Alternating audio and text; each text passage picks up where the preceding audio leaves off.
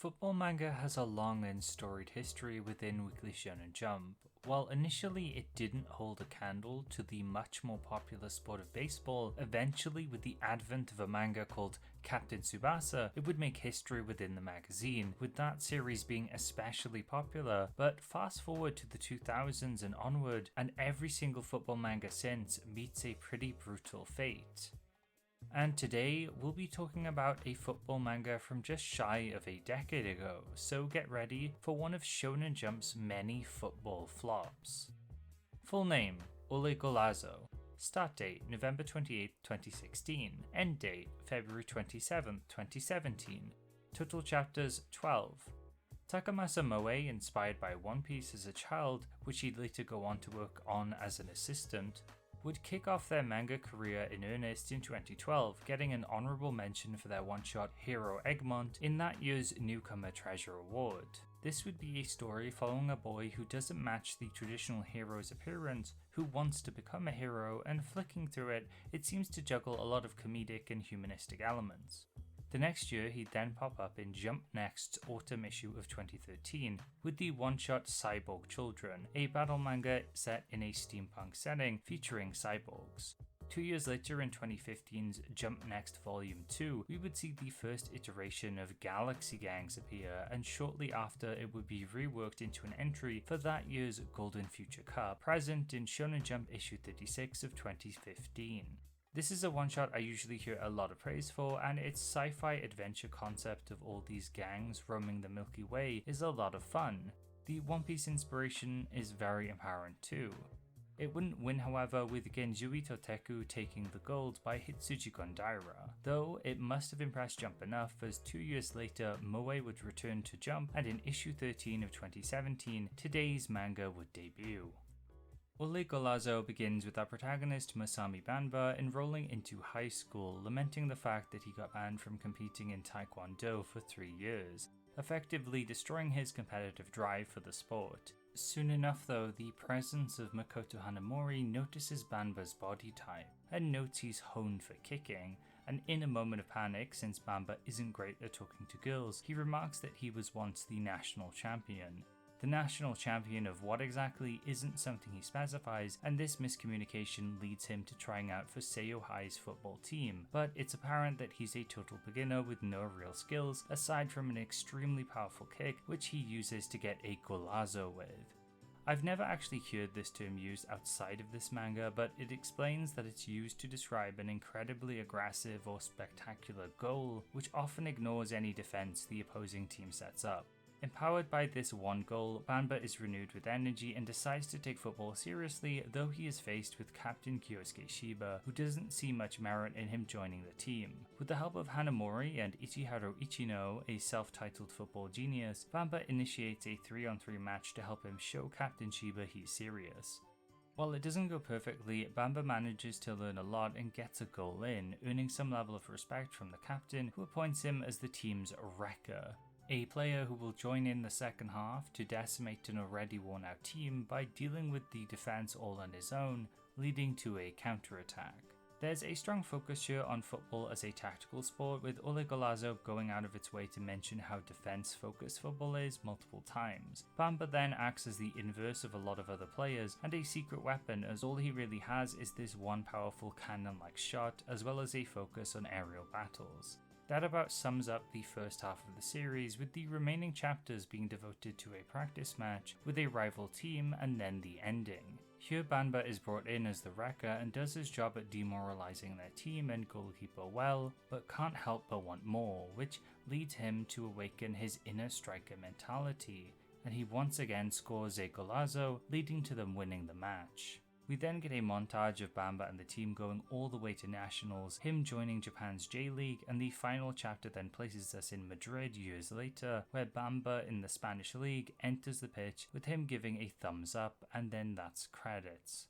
With just 12 chapters, Ole Golazo clearly didn't have much time to show us what it wanted to, something a lot of manga in Jump don't get the luxury of, but in this case, this amount of chapters is really rough.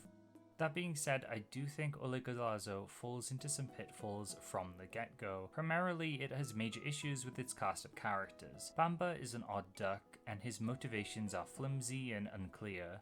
There's a desire for him to win, especially after getting banned from Taekwondo, but a love of football isn't ever something I got from him. The series also doesn't paint his time doing Taekwondo as much of anything either, making him feel non-committal and a bit self-obsessed. This especially comes across when he always calls himself Banba the Man. I can see this type of character eventually becoming interesting, like Sakuragi from Slam Dunk, someone who thinks they're hot shit but actually doesn't know the first thing about the game they're playing. In this case, Banba is a bit of a risky protagonist to start your series with, as that growth over dozens of chapters isn't guaranteed. If the series had other characters to bounce off of Banba, maybe this would be different, though what we have is Hanamori, who is as basic a manager type character as you can get, and Ichino, who could be likable, though his defining trait or gag is that he's a pervert, which for 2016 standards feels really outdated. Everyone else, including rivals, don't get enough build-up to really warrant even mentioning, and with no characters to grab onto, Ole Golazo just feels hollow. There's no drive, there's no big emotion or one idea I feel like it's trying to present other than do a big goal, or a golazo if you will. The tactical football angle didn't really work out either. Some parts are cool, the idea of a wrecker, Banba's unique position, the idea of morale and intimidation being crucial in sports too. I thought that was pretty interesting. Though it ends up losing all of this when it starts going on about strikers as it's getting cancelled, quelling any uniqueness it ever had. Then we have to consider the magazine at the time, and Jump was, in a word, chaos. It was at a point where big series had ended and Jump was pushing for its next generation. This resulted in a lot of very brutal cancellations, which Ole Golazo would be included in to prop up 2017's dreaded batch of 6 new manga. Jump weren't looking for any old series, they were looking for hits, and compound this with the general brutality they treat new sports series with, and Ole Golazo wasn't ever going to last long within the magazine. What I'm referring to here is this idea that Shonen Jump won't waste their time with any sports series, likely due to a slew of sports hits they've had throughout its history. Football as well has been treated especially poorly, with the magazine not having a football hit since 1998 with Whistle. And since then, 7 football series have begun and were cancelled before Ole Golazo was released, with the longest running being Light Wing with 21 chapters, and even after Ole Golazo things haven't improved, with Shudan getting only 28. Currently within the magazine we have Embers, which is the first football manga in close to 8 years, and it's looking like that will come to an end by about chapter 20. Football, it seems, is forever cursed to never do well in Jump post the turn of the millennium. Now that I've given my thoughts and some context, let's go over what some others from my Discord have to say about Ole Golazo. And if you'd like to participate in these X-File videos too, I'll leave a link to the Discord in the description. This time I'm going to split up people's responses into different camps, though a lot of what people have to say is quite similar due to how short Ole Golazo was. To start with, a bunch of responses brought up the clear Slam Dunk influence on Ole Golazo, like Palette, who points to it wearing its Slam Dunk influence on its sleeve without exploring the same elements which led to Slam Dunk's success. There's also criticism about it being too fast, citing the point where Banba reflects on all of the people who've helped him along the way, which is 3 people, leading to this scene being less emotional and more comedic. It feels like it overextended despite it having a very small cast and not doing too much throughout its run. Joba Monkey found it was trying too hard to imitate Slam Dunk. Banba doesn't have the same charisma as Sakuragi, which is important as these sports elements take a bit of a backseat initially. They also bring up Ichino and Banba's dynamic as being similar to Kuroko from Kuroko's Basketball, and thought the time skip was a nice attempt to salvage the unsalvageable, but it didn't make them feel much. Jesus Flash also felt it was very overt in how it takes influence from Slam Dunk, and due to this it was hard to get enjoyment out of it because it lacked its own identity. A few others also brought up Slam Dunk, like It's Red 16, Yozakura Psycho, and Atrella Miza. All in all, a significant portion of people found it worth comparing Ole Golazo to. In a pretty funny move, El Manu finds it was more derivative of Haikyuu, though they largely found it boring, aside from its taekwondo aspects. It being boring or bland or having bland characters was a very common criticism. That's pretty much the centerpiece to Joni's review anyway, where they call it stale bread. Joni's review also brings up other commonalities in people's responses, like it having distinct art, which many people like, though they do find the characters are visually bland a lot of the time as well. They also criticize Ichino's sexual harassment jokes, and nobody liked these, and plenty of people brought it up as a criticism, like Witch Sarah. And just to note, I think about half the responses in total do mention it as something they didn't find very funny. Plenty of people find the art overall to be good, but the characters or overall story bland, like Jin 1, Lord Anubis, Lady in the Radiator, and Aratlus. Zenomat found Bamba annoying as the idiot-type protagonist, and his comedy didn't land for them. Other characters didn't have any impact either, and there's also criticism about how characters are drawn too. They feel lacking in their designs, and Akanebanashi is noted as an improvement. A decent chunk of people didn't like Bamba, and a good few of them also mention Akanebanashi, Moe's future series, as a huge improvement to this, such as Full Metal, who says Ole Golazo walked so Akane could run.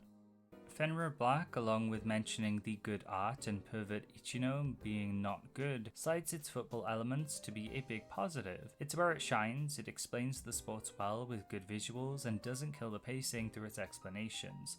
They note the movement of the ball stood out to them too, but it took so long to get to these elements that this is likely a big reason why it ended as soon as it did. They also mention some positives for Bamba, like respecting the little character development he did get, like when he swallows his pride and asks for help from the team captain in their 3v3 match. Melons finds Bamba charming too, and praises Moe's creative and stylized art, though finds everything else is pretty much run-of-the-mill for a sports manga, down to its very archetypal characters. They also mention that Taekwondo as being underutilized, and this never gets developed past Bamba kicking very high or hard. A very good point that Melons brings up too is that Akanebanashi succeeds due to the depth it has and the research put into it, while Ole Golazo doesn't seem to exhibit this much at all. Sirius can understand why it might have been cancelled, but did think it had enough positives going for it that the 12 chapters it ended up getting was harsh. They bring up frequent positives in Bamba being a fun character, and negatives like the rest of the cast being bland, but make some interesting points about the artwork. They love Moe's art in Akanebanashi and cite its use of symbolism and expressive character designs as reasons why, which Ole Golazo has sometimes, but often it falters or lacks these elements. Especially in football matches, the action felt very stiff to them or inconsistent.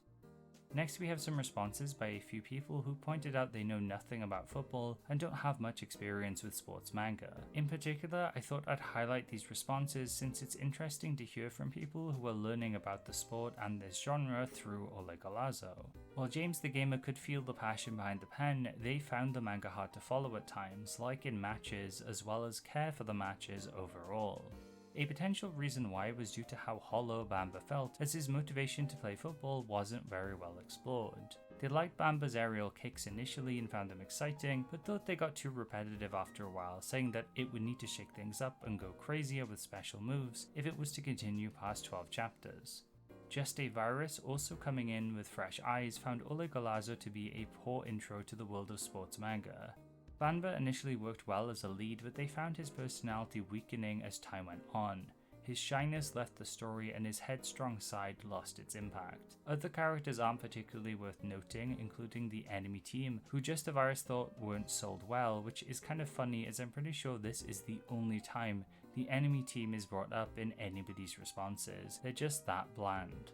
Hong is another reader who doesn't read much sports manga or knows anything about football, but did enjoy Ole Golazo for what it was. They liked the art and point out how the title diegetically being placed within the chapter was a highlight for them. Bamba oozes with charisma too in their opinion, and is endearingly stupid or stubborn without being annoying and carries the manga. Hong also liked the international influence and Moe's genuine passion for the sport, which really shine through. For a few more positive reviews, Cerulean 100 hesitates to call it good, but enjoyed more than they expected due to Bamba being a fun protagonist and it having good artwork. Violent liked it a lot despite finding it difficult to read at first due to the lack of character chemistry. The ending made up for it though, with it being satisfying and showing some character development with Bamba. And finally, Moronic enjoyed the comedy in Bamba, who feels fleshed out and down to earth as a protagonist. contrasting it to another football manga they've read in Blue Lock. Ole Golazo is much more chill, which they found appealing. They do criticize the fanservice elements and how Ichino sexually harasses Hanamori, as well as takes her role as the mentor figure, presenting the thought that she's mostly turned into a punching bag for jokes later on. Despite all of this though, Moronic does like the ending, with the flash forward and Bamba's growth.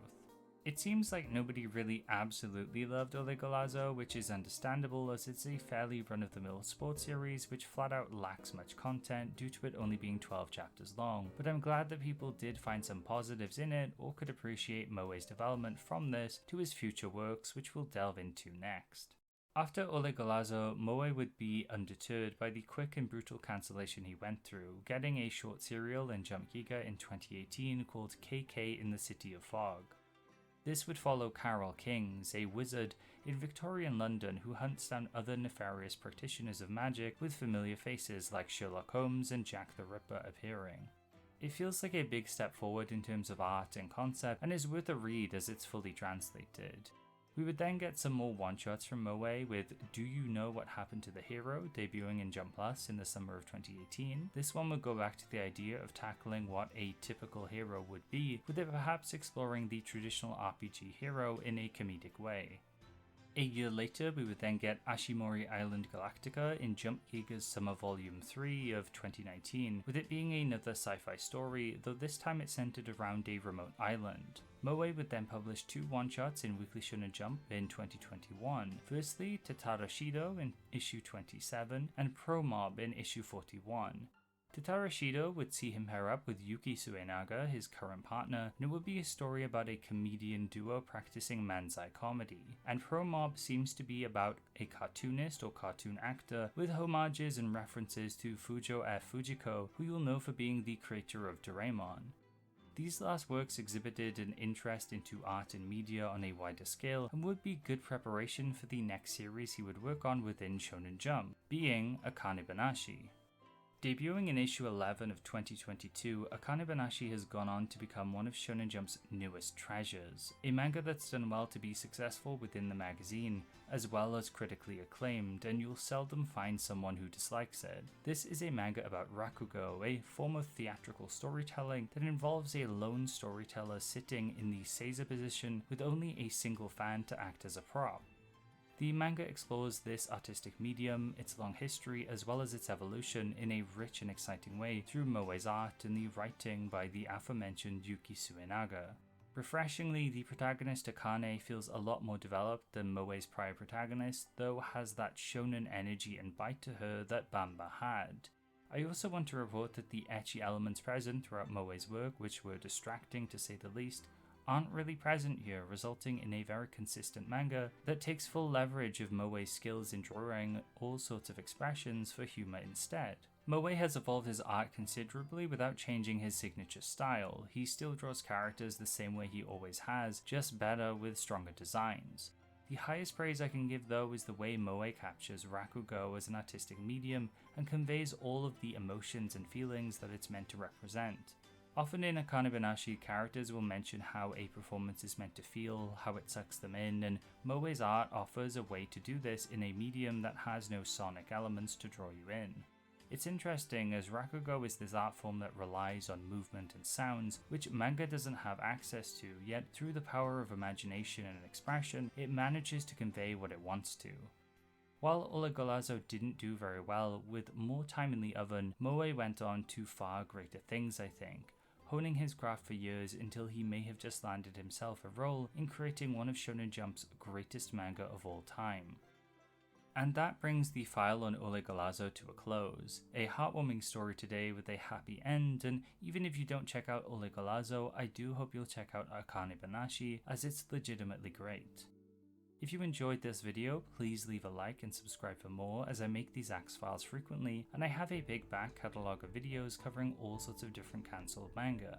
I also make videos on all sorts of other manga too, like in my History of Shonen Jump series, where I run through the manga that was serialized within the magazine year by year, where I'm currently exploring the 1990s.